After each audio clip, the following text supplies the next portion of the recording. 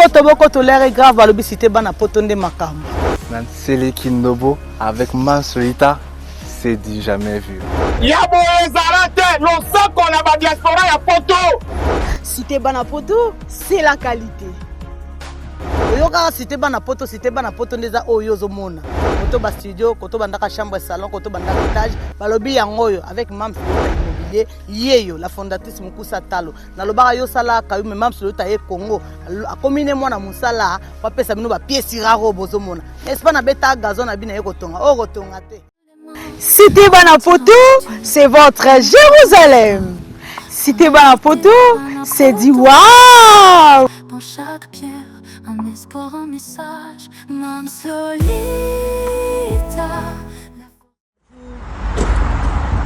Bonsoir, bonsoir.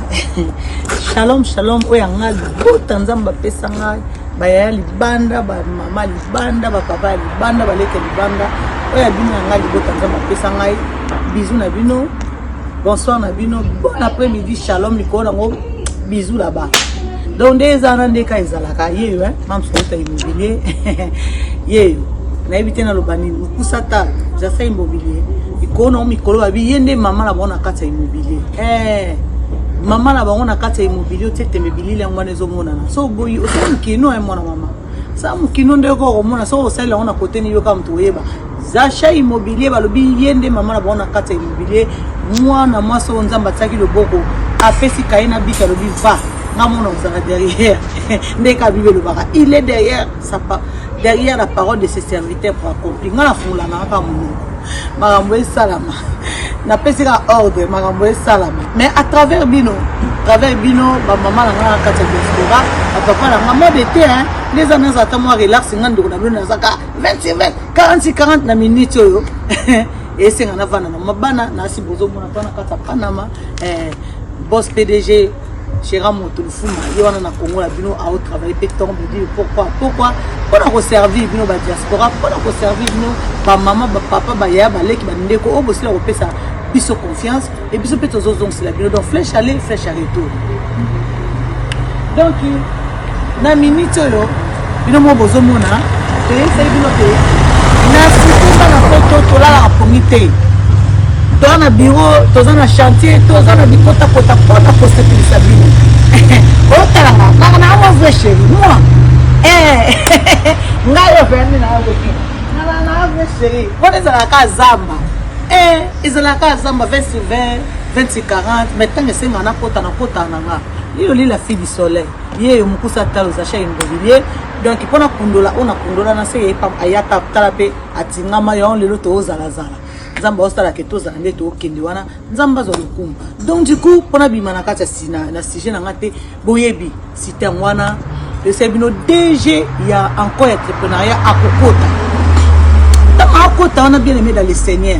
Tant akota famille bota et pas osala mam n'a pas ce plaisir té.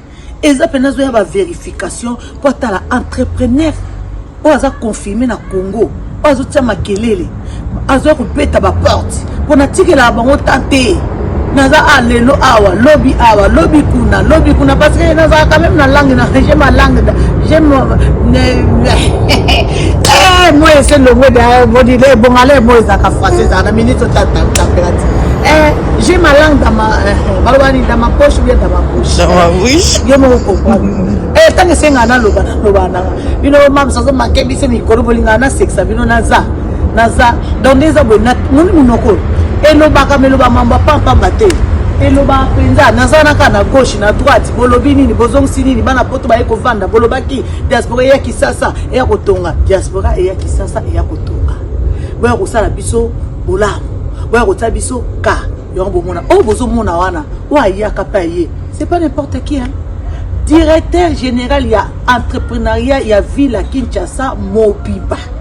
Ça veut dire ezana province. Donc après président d'entrepreneuriat ministre na matière entrepreneuriat bien sûr na vandeliwana après ministre ezaye ça veut dire tant ya kana lui ko ba liso Fatim Teyewana et lui ko ba liso président Teyewana lokola président Teyewana munoka président Teyewana donc comme le Jean-Baptiste kende tala non makambo ezakuna kende ta tout à fait za marbasolo akotaka yesu akoti pour la revérification pour bon slep sur banzela pour na osala on est ko sala et ayaki est monté cette fois-ci ayaki na comme il DG ya Vodacom pour le bini ba courant ekota pour le bi ba réseau ekota to comme peut ko solo à l'aise moi na maman na tika tenter non mon nanga te ba cité nini o ezake l'état peut ça ba les tout ceux qui na cité ba na pototé tika na ebiso moni ba commune o yozo yebi wana na mukili e banda na ngozamba mais quand ba visionnaire de ba bénéficier ba pango wana minene wana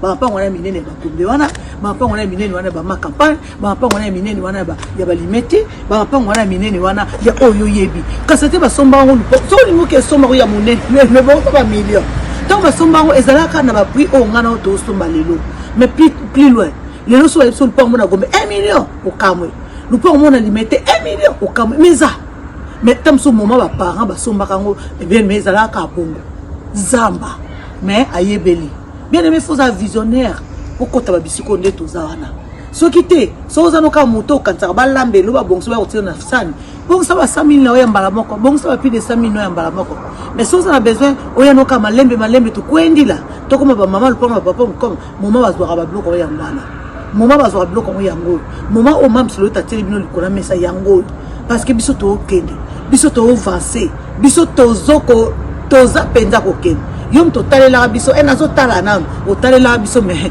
o moni de to okende to zela mututa bino kuna bo tonga bino kuna bo critiquer bino kuna bo boye mais biso to okende biso to batobi na basambala te biso to okende botonga botongi na bino bolo bolobi na bino o critiquer ba critiquer mais biso to tonga parce que toza ba visionnaire ndenge maman ipozo tala moza visionnaire ndenge papa ipozo tala moza visionnaire ndenge ndeko papa ndeko mama tata moi si yaya leki ndozo tala nga visionnaire. Félicitations parce que vous appelez aigle la solo. Félicitations parce que au comprendre nous avons 7 000 nous avons 8 nous avons 9 nous avons ainsi de suite ndenge le londe boyebi bato bazo somasika ndenge to kena si to leka ba montana nyonso to koma biso ko boya ko ba montana biso na ba téléphone po mba pema kwa to boye na biso ba dongola misu o te to ana kata zando na kati azando so ke au mona pipi ya mubeso pipi ya orange pipi ya rouge pipi ya vert pipi mutu na mutazo teka mais mutu so oteka na ye mutu na po mutu so lingane pipi ya orange te alingine ya rouge so lingine ya rouge te alingine ya vert so lingine ya vert te alingine so ya orange tala ko na ta poivron carte la bila ya orange ezala ya vert ezala ya rouge ezala mais ça dépend mutu na mutu mais mutu so oteka. On comprend. Donc tous en toza, on a une chance de. Nous sommes d'abord localisés biso à permettre tous à la bas toza tout que la vie auto que la vie. Maintenant ça ok de au somba n'importe où t'es. Au somba na quartier au président de la République. Attends mandé aussi la relique mais éthiquement. So que na mozole au mona statut. Il y a Etienne Tshisekedi wa Mulumba ezawana. Et lui comme éthiquement comme minimum ya référence. Nakaza commune na kama kama kitoko lipeza kuna muta posa ote zone économique na ozomona eza le kutate montage té donc lobby ko makambo ko tonga maana bien aimé osombi dans les bons endroits et osombi na bon moment parce que ekosila mbula 40 jours que sila ka oyo zo quand sila té ata ba balo ba bon e bon sita banda banda ko teka sila sila mais ndeza na nanu kute funga mité eza nanu funga mité e ko funga mabo kamwa mukili muteza wana.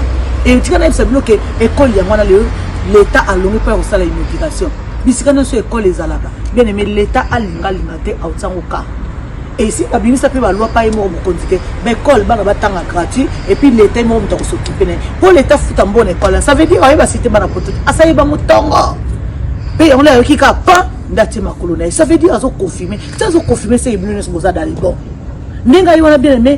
Balaba les ça ma yassir. Parce que tu connais que avenir to balabal to makadam ya l'état individu asimbarate. Et ça impossible dans la loi Congo. Biso to occupé dans so baba na so monde to tanya na mama kinga na tena mama kinga na katkat to te makadam na biso likono to se ba faux sceptique na biso to za une société. Toi société était ka ezoteka ciment, toi société ezoteka barre de fer, toi société ezoteka kayas, toi société to na ba bene ko zo kayas. Alors poto sa mama kinga tata kinga tsanda munda to sala faux sceptique et aux arabo.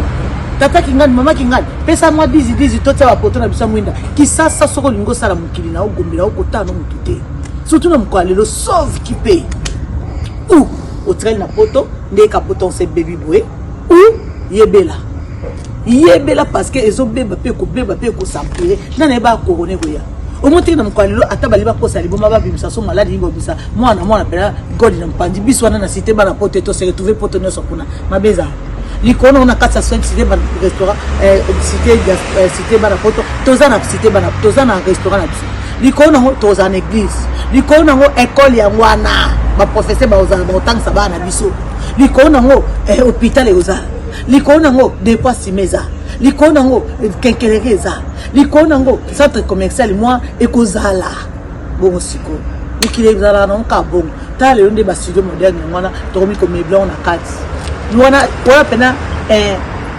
ngala obenga ngo 5 étoiles na personne là na mo boye so na bandali so na wapi so na mboka so na commune nini commune oyo ebe ko tana sasa me bisika mo boye ngunya ko swanga mupepe solo na ko respirer mupepe typhoïde ya malaria ya quoi que ce soit na ko préférer na ovanda wana mupepe kitoko na le pena mbisi pena witna ki kole ya bio batumbeli nga tabatungulu ya bio comprendre mon maman donc juste un simple que déjà kotaki pour na reconnaître ko évoluer bisa to sala pour appeler sa rapport pour ba connaître au tabisoka boye ba question le toi na 2 ans to que 3 ans 5 ans na biso ko zambaka mususu 5 ans na biso na cité bana potole de ça no ba ovanda 3 ans na biso 4 ans na biso ba ovanda parce que mukola le panneau solaire est comment mukola le groupe est comment mukola le forage mai bato balobaka bisi courir côté mai côté yaya na Afrique mini yo somona quel pays d'Afrique oh yo somona na zamba moko boye bat bazala raté l'état ya te makadam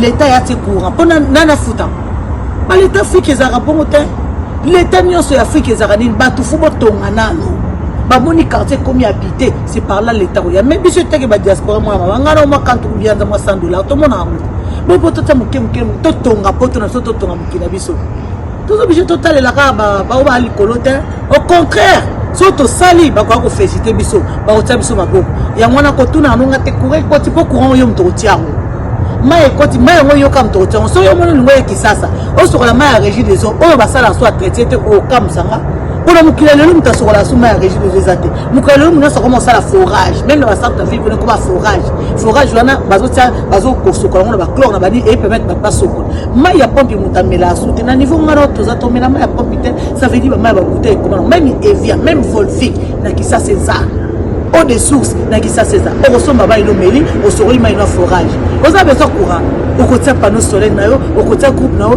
pour atta courant ya SNEL mais katana mais laisse-moi te dire que biso na kata cité bana poto toza na 1000 chances to ko tia cabine na biso unique o to benda na pa to tia cabine prépayée donc tozo ba précaution sur là pongi tranquille makamba courant mai vous allez le côté so déjà ndako ezali donc ko simba non ngai na yo na yeso to tima boko avançons pendako donc ya mwana ndi bomo na bilezo leka déjà kotaki batunyos ba kota bota le bela bano nyos basana kata mboka mam solita mbongo oya ko tonga pe na libanda atongi mo auberge na ye atongi mo appartement na ye na sepeli allo nango bisika wa ebike de bato motema papa Fredina mam solita yango wana nzamba tini biso poto aider tala lelo via couple kuma botia moi nje mobala zakuna mwasa zakuna ye de fabana so zakuna pona ko aider bino diaspora pona ko sunga bino balelisa alors bo sunga biso na nzela prière bozala kana biso kana nzela prière na ba no atolingno moi sauter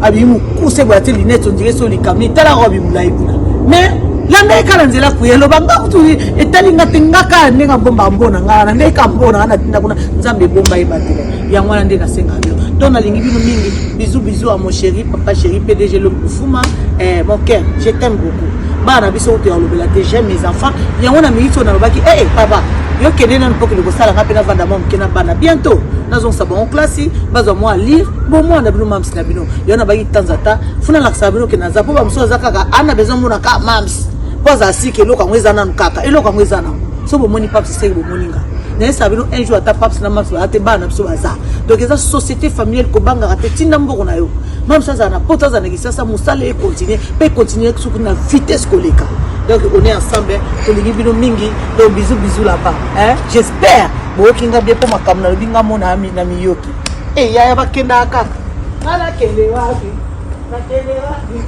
na kele wapi.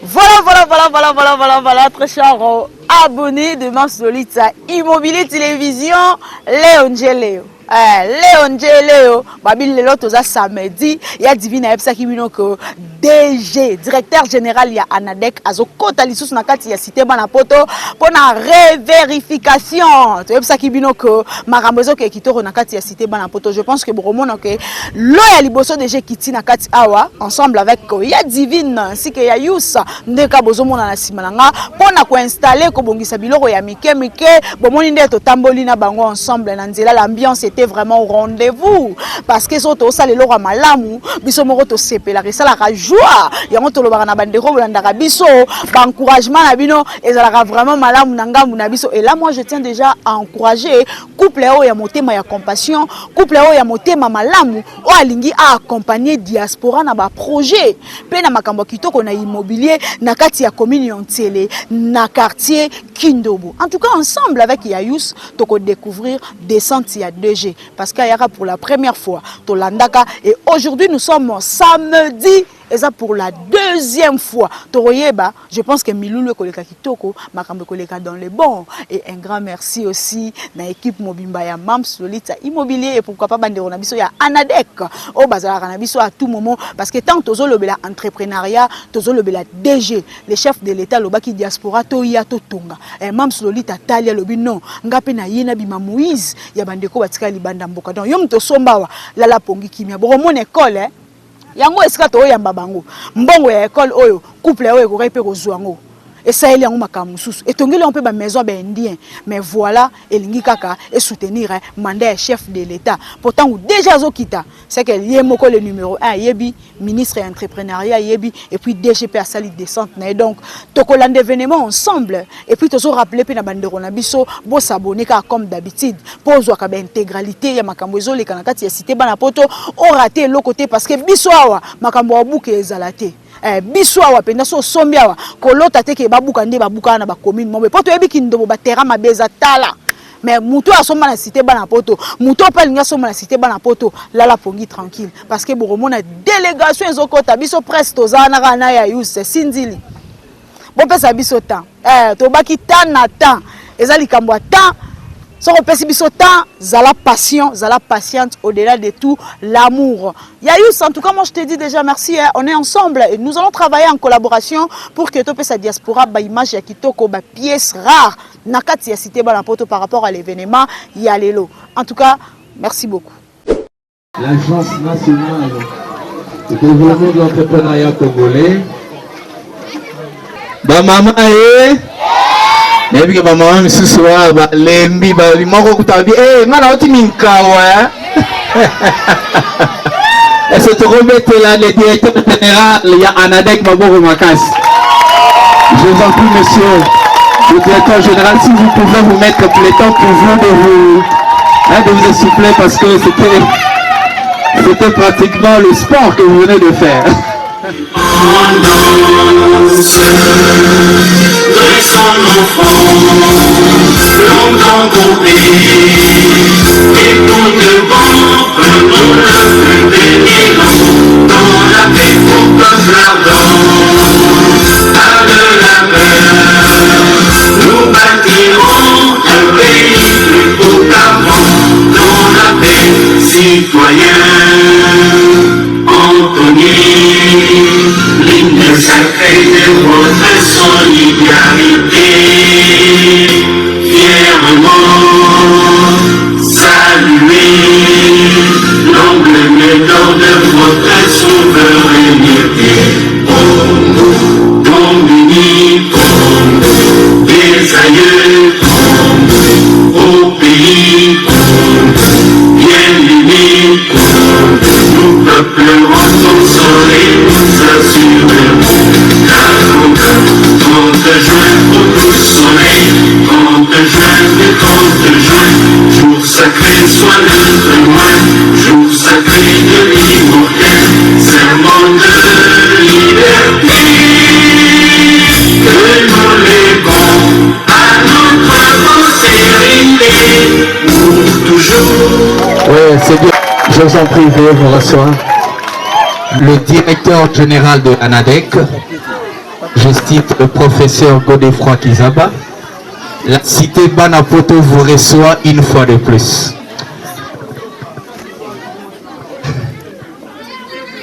Oui. Est-ce que vous avez Kanga? Voilà. Pour la ligne Kanga bien. Namboka na biso tolobaka lingala tolobaka pe français. Bolandi hein? Si kongai nazolobela le professeur Godefroid Kizaba ou azali directeur général, na ebisi est que cité bana poto et amio lissus. Est-ce que vous rebêtez ma poko pona yango? Et sans plus tarder, je vais passer rapidement la parole au conseil juridique du groupe MAMS Lolita pour la lecture du mémo. Voilà, votre attention s'il vous plaît. Monsieur le directeur général de l'ANADEC, Godefroid Kizaba, que je cite, soyez le bienvenu, accompagné de votre équipe, chers cadres et agents de l'ANADEC. Nous saluons également la population qui est venue massivement répondre à cette invitation et nous vous disons merci. En effet, monsieur le directeur général, le groupe MAMS Lolita SARL ne plus à présenter son identité ou son estime ou ses réalisations à ces jours. Mais qu'à cela ne tienne, le groupe MAMS Lolita a tenu à l'occasion de votre visite de ce jour pour refaire ne serait-ce que la synthèse sur un mémo que la société a préparé à votre attention. Et pour aller plus rapidement, nous allons quand même donner lecture. Monsieur le directeur général, le groupe MAMS Lolita SARL, dont l'identité et le mérite sont pris à présenter à ce jour, d'autant plus que le groupe se trouve être l'un des partenaires importants et ponctuels de l'ANADEC depuis plus d'une année. Parce que, si nous avons une bonne mémoire, c'est depuis le mois d'octobre 2023 que le groupe MAMS Lolita SARL est sous l'encadrement et l'accompagnement de l'ANADEC. Bien que le groupe existe depuis l'an 2021. Alors, comme le veut la coutume, nous sommes censés toujours vendre notre image, d'autant plus que dans l'invitation, il a été mentionné que le DG a pu inviter le chargé de communication de Vodacom SA. Et raison pour laquelle, dans notre petit speech de mémo, nous avons dit que vous êtes accompagné d'une délégation dont nous soulignons la présence de M. Bruno Ekombola. Curieusement, compte tenu du temps, monsieur le chargé de la communication s'est pointé et il a pris l'angle avec notre chargé de communication. Et à cela, il a quand même pris le temps de visiter aussi et il a fixé rendez-vous pour le lundi à 14 h.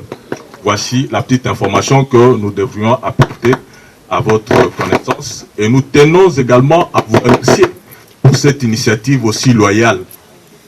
Ayant fait preuve et rempli parfaitement toutes les conditions et critères requis pour être éligible et bénéficiaire de subventions ou de financement des fonds de l'État destinés à ces fins, malheureusement sans succès pour des raisons non élucidées jusque-là. Raison pour laquelle nous profitons de votre présente visite dans nos installations du site Banapoto, précisément dans le site groupe scolaire MAMS Lolita, pour vous présenter l'école en plein travaux de construction dont vous avez à son temps visité le site il y a près de 10 mois.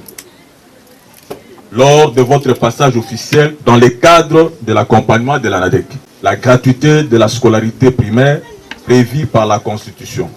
Notre initiative s'inscrit dans le prolongement de cet engagement. D'où nous sollicitons votre plaidoyer auprès de bailleurs, notamment Vodacom SA, afin de mobiliser les ressources nécessaires à la finalisation des travaux, ainsi qu'un accompagnement institutionnel renforcé de l'ANADEC, garantissant la visibilité et la durabilité de ces projets à fort impact social. Ceci étant, afin de nous permettre de faire fonctionner l'école dès la rentrée scolaire 2025-2026, en commençant par des salles de classe et de parachever les travaux de construction de tous les locaux restants avant la rentrée scolaire 2026-2027. Dernier trouvé 6 juin la note conceptuelle du dit projet. Donc le projet de l'école groupe scolaire Mamsolita.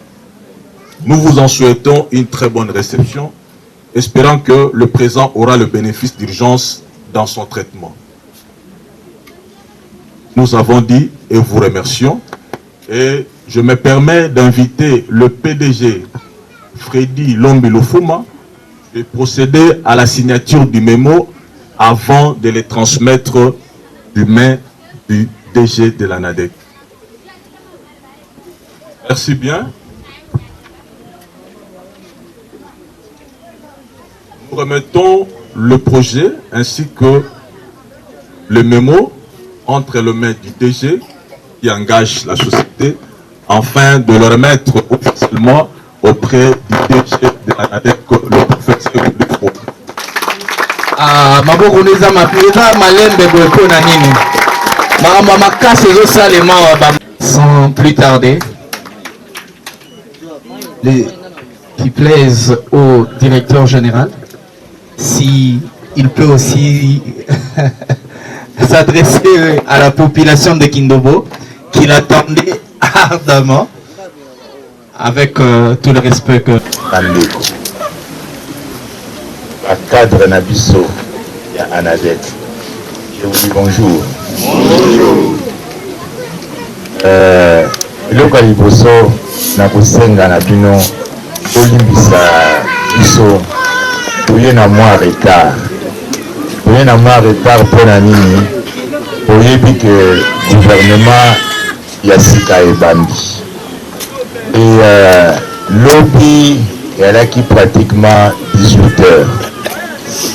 Produit message que ministre Alinga Sangisa Bissonio surtout DG na ba mama mususu ya ba projet transforme na INA, il faut tous à obligatoirement présent. Ce qui fait que la ninga nanga mususu oya buzalaza na mboka te oya zali boye na bino na ba kolego batikalaki ke na likambo wana tobandi yango na 10 heures osilisi na 13 heures ntango esilisi biso yango nde tobandi koya tokoyebisa tokoya nde okoma na biso nde tokomi awa na je pense 15h30 tokomi na 15h30 donc bolimbisa biso mpona yango mwa lisolo ya groupe Mamsolita nga namoni Papa Freddy na Mamsolita ndenge bauti souligné tout à l'heure namonaka bango kayaka le 30 octobre 2023 bayokutana na ngai bayebisi nga projet na bango ndenge eza kosalema nasali effort nyonso tu na bi c'est rare omona mwasi na mobali baza na bana batiki bango mboka mosika na Paris baye na Congo na Kinshasa mpona nini mpona koréaliser d'abord fusion en chef de l'État ndenge alobaki ke bacongolais boza na mboka mopaya bokita na Kinshasa bokita na Congo eza mboka na bino koya kotombola mpe Congo boya kotya part na bino mpe na construction ya mboka tosalaka yango mikolo eleki alobi il faut accompagnement na biso ANADEC ezala mpona nini biso ANADEC agence nationale de développement de l'entrepreneuriat congolais mosala na biso oyo chef de l'état apesi biso eza nini ezali koinformer kosensibiliser koformer koteya koaccompagner bato baza na bacongolais baza na baprojet mpo bakoma baentrepreneur mpo bao bali déjà balaka baentrepreneur biso nde toyesi kosunga bango lisusu mpo makambo ya bango epusa na liboso Alors, là, il y a un groupe membres de l'État. C'est ça qui n'a pas de la mission à biso. Les Tobengaki, papa, na maman, oya, tout solo la totale n'engue tout kambabia. Aujourd'hui, te désigner point focal moko. Oya zoja micro à Kolo. Te désigner pour nanini alanda projet malamuti et ne repousse. Ça la rapport musala na parce que ba résultat peut être au monde. Sango peut to yokaka. Sali yango ngambo na bi bon nake na pikutala ce que za ndengeni na mois ya je pense à mois d'octobre 2024 na ye na ekutala nanu ndenge musala ezali awe alaka kuti kaka mabele kaka boye na mwa matiti na yaka nde kotala kuna epai touti ndenge nini bandaku bastudio banini eza kotongama baprojet ndenge ezali ekosalema etu totali yango tobi mais c'est quelque chose à encourager et toza kotravaille na bango malembe badossier tokokende kaka bango mpe baprojet ekobota parce que soki botali au fond ebandaki awa ezali cité bana poto numéro 1 lelo na wuti ko nayebaka ke numéro 2 ezaka na projet lelo na comprendre que non base babandi mpe yango donc numéro 1 oyo numéro 2 ezali numéro 3 ezali numéro 4 ezali donc esprit ya création ya entreprise ou esprit ya développement ya création ya emploi ekopusana na bango fallait quand même koya donc koya kotala ndenge baa koévoluer parce que nga nayebaka ya 10 mois alaka na basali 200 lelo basali bakomi presque 400 nayaka baprojet ezali déjà base batongi komona na balotissement komona ezalaka mpe 200 lelo tokomi nango 400 oke lelo oyo awa ezalaka zamba ekomi projet ya ekole yango eza kotongama moke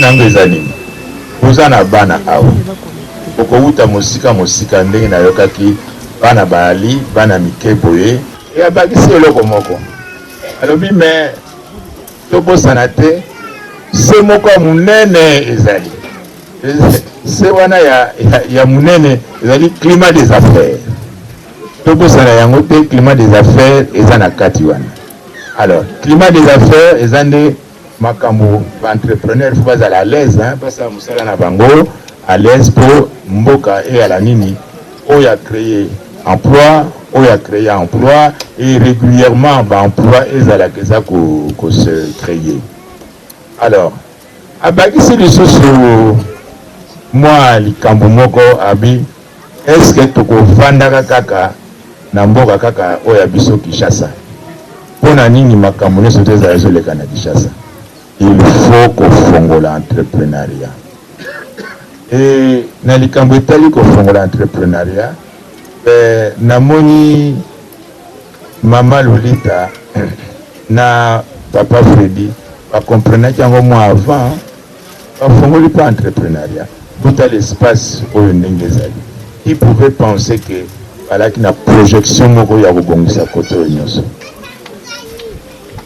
C'est pourquoi je me dis partenaire na biso oyo moko asa monana ami monani ayaye kotala awa ndenge ezali pokosolola na ye akamba bino makasi biso mpe kote tozali tokobosana bino te tokamba bino makasi mpona nini mpo population yo asima na bino donc buzoba ezala te soki yo okangi awa bato nyonso bazali bakolia nini bakomela nini donc c'est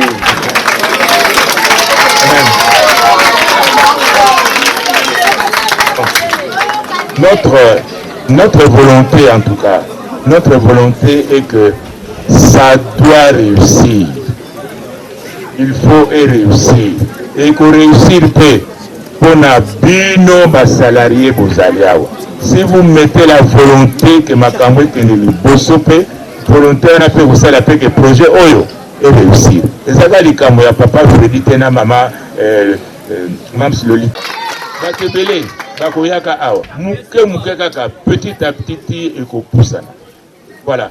Naza makamba kolobeza militaire hein, mais notre présence en tout cas c'est pour vous encourager et puis en même temps c'est pour dire aussi que quand il y a un projet ça la souvent et là comme tout moko mais projet ça la rappelle il y a collectivité net o ezali boye ça ya collectivité donc to sungana pour réussir yango parce que biso ne se toupe tous en intérêt nango bénéfice nango ezali ya biso nyos.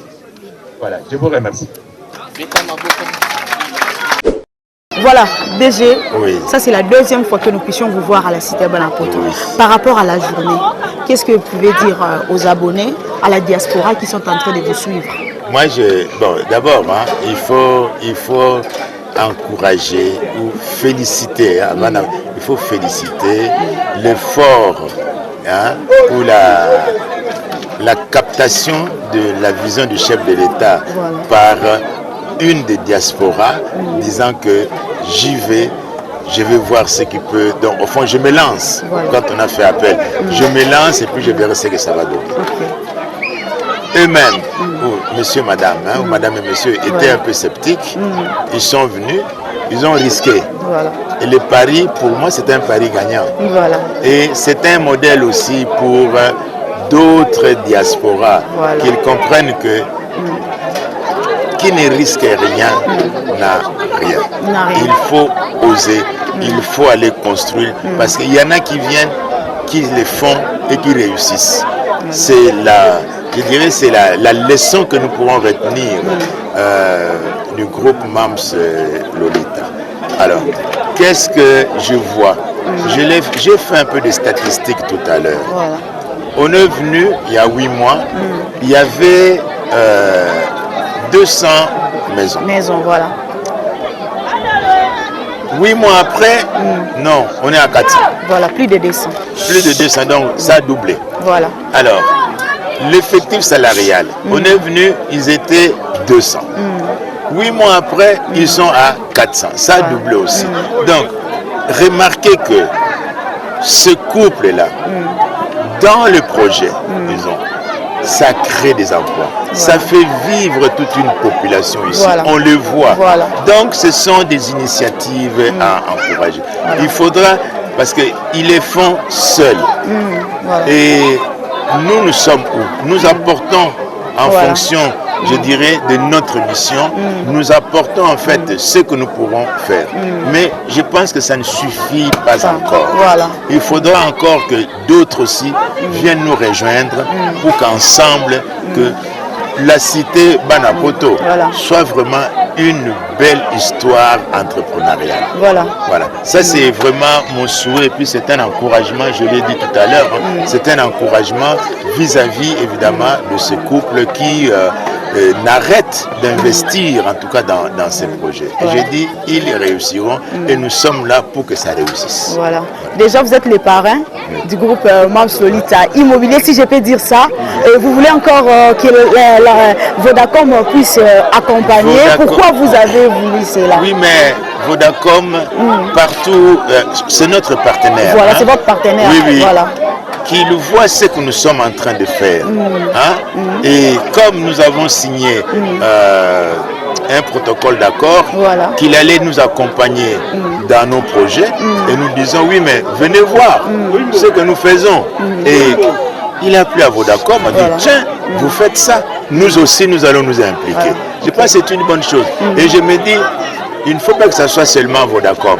Il faut aussi qu'il y ait d'autres partenaires qui puissent venir, en tout cas, non seulement accompagner le groupe Mams Lolita, mais aussi accompagner les efforts de Anadec Donc que nous tous nous puissions avancer, que l'écosystème de façon globale puisse fonctionner convenablement, correctement. Voilà DG, pour conclure, qu'est-ce que nous pouvons entendre de l'ANADEC?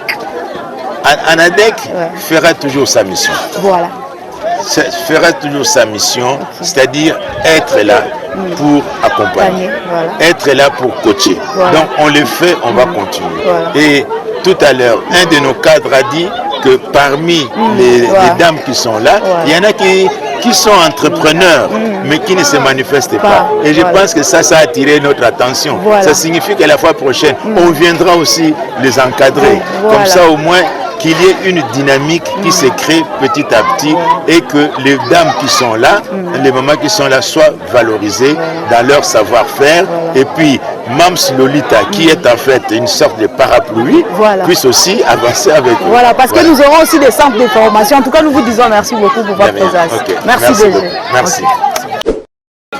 Voilà, très cher diaspora. Ndeka to ebisaki bino journée s'est passée qui toque journée ça bien et puis tout ça fait une délégation à Paris.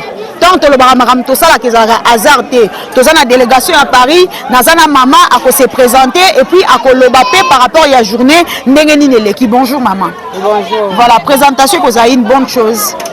Ngape na wuti Paris, donc naye kokuta na makambo ya Lolita, donc na préféré ki naye na komona ngamoko pona yoka musika, donc na préféré naye en tout cas na sepeli vraiment eloko moko asali vraiment donc elekeli ngai donc elekeli nga vraiment na bandaku balupango donc bakomba bakombo ya bana poto donc Londres, États-Unis donc ba pays nyonso ti Lyon na yoki na moni na kombo à Lyon donc na sepeli vraiment donc vraiment donc boya bana poto boya ko somba ba terrain donc ça plaisir à toi en tout cas ça bisika bien na sepeli nango vraiment makasi et puis le gouvernement doit soutenir l'état azo sunga azo na sima po ya ko sunga bango ba couple ya Lolita en tout cas na sepeli vraiment na sepeli mingi.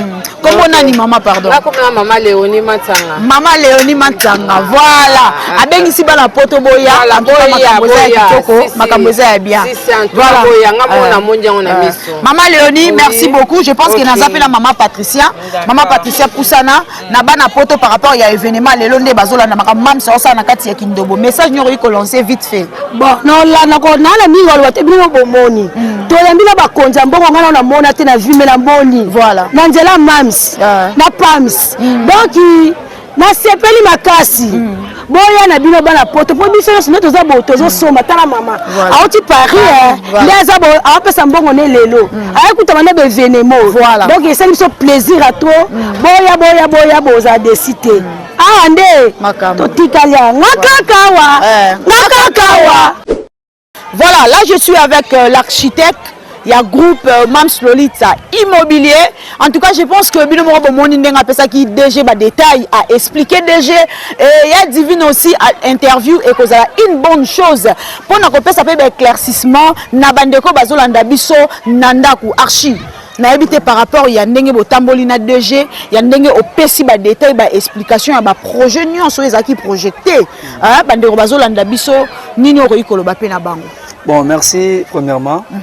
Na parole pesinga et mingi rolobezate ya rolobeza juste kaka a tout ça na cité bana poto on a projet oyo eza vraiment na urgence ya retour parce que bientôt classe ezozonga rentrée scolaire ezozonga na projet na biso école ozotunga tout ça na 12 salles de classe 12 salles de classe on a déjà na 6 salles de classe déjà bien construites et tout ça na quelques salles de classe na bureau tout partie administrative. Vraiment, groupe Mams Lolita, Moussa les Omonana, azo ça l'appel kaka toujours comme d'habitude na bana nyoso tu ya poto, boya bosumba parcelle. En tout cas, makamu nyoso ekende bien.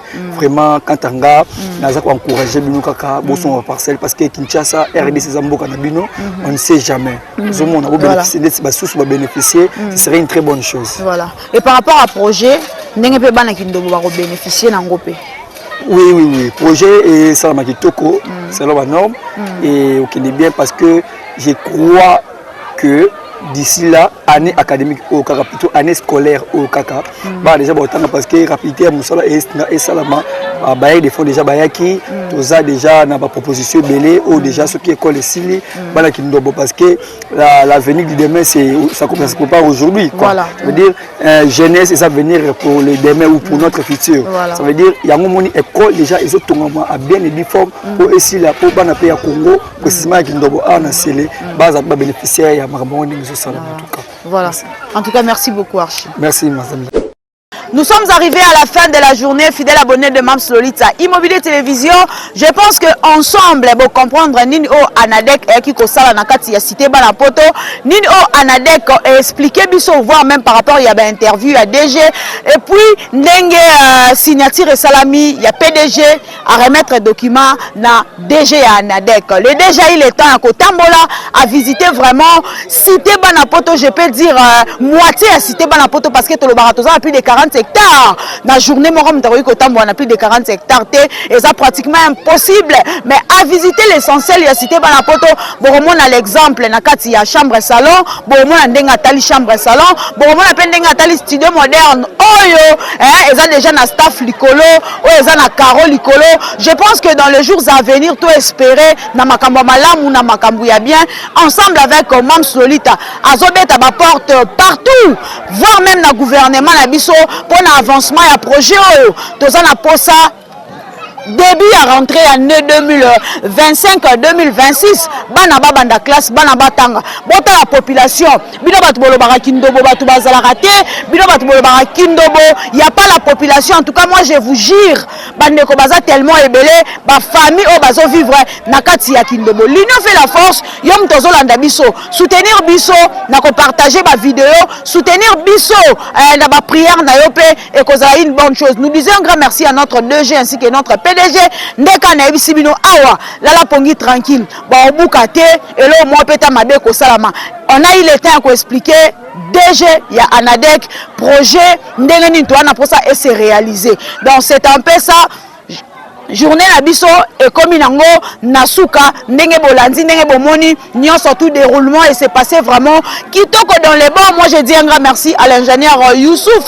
Dans les jours à venir prions le bon Dieu makambo kitoko zoya pe makambo kitoko zo salama tozaka na déjà pamba déjà koti déjà combien de fois bon pe ça biso temps bongo 5 ans côté to comme la 5 ans makambo kitoko e salama makambo bien ko salama donc awa penda o ba ko buka o ba ko sala boye bosana avec Mams Lolita c'est la qualité somba pesaka ndengo pesaka koza une bonne chose et surtout abonnez-vous sur notre chaîne, likez nos émissions, commentez, partagez, ça sera une bonne chose. En tout cas Yayous, moi je te dis merci on était là depuis le matin, mise en place Makambutu et Tokomina Soukapet aussi ici. Le Dieu tout puissant a commencé avec nous comme Alpha, il a encheminé avec nous comme Emmanuel et à ceux qui sont sur le rôle à Omega, à Lucelle Matondo. Merci beaucoup. Mams Lolita, la force et le cœur pour un avenir meilleur sans peur. La cité Banapoto s'élève grâce à toi, c'est tout un rêve.